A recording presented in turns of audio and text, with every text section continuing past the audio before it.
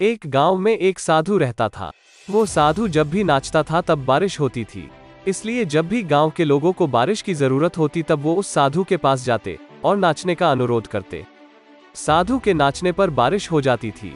कुछ दिनों बाद 4 लड़के उस गांव में घूमने आए। जब उन्हें ये पता चला कि किसी साधु के नाचने से बरसात होती है तो उन्हें इस बात पर विश्वास नहीं हुआ। उन्हें ये सब अंधविश्वास लगा। चारों लड़कों ने गांव वालों को चुनौती दे दी कि अगर हम भी नाचेंगे तो बारिश होगी, और अगर हमारे नाचने से बारिश नहीं हुई तो उस साधु के नाचने से भी बारिश नहीं होगी।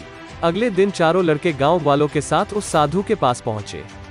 गांव वालों ने साधु को सारी बात बताई। फिर उन लड़कों ने नाचना शुरू किया। पहले लड़के ने नाचना शुरू किया।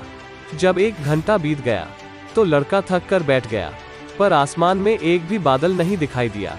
थोड़ी देर बाद दूसरे लड़के ने नाचना शुरू किया। थोड़ी देर में वह भी थक कर बैठ गया। बाकी दोनों लड़कों ने भी वैसा ही किया, पर बारिश नहीं हुई। अब साधु की बारी थी। उसने नाचना शुरू किया।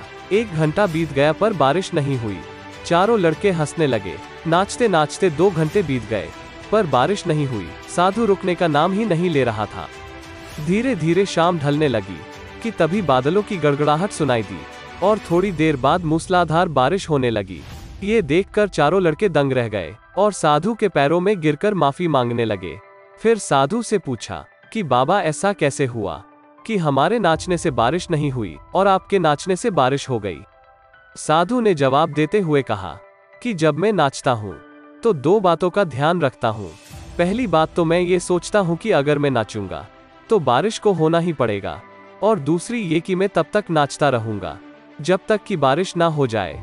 सफल आदमी में भी यही गुण होते हैं। वो जिस काम को भी करते हैं उसमें उन्हें सफल होने का पूरा भरोसा होता है, और वह तब तक उस काम को करते हैं जब तक कि उसमें सफल ना हो जाए। इसलिए अगर हमें सफलता हासिल करनी है तो इस साधु की तरह ही अपने लक्ष्य को प्राप्त करना होगा।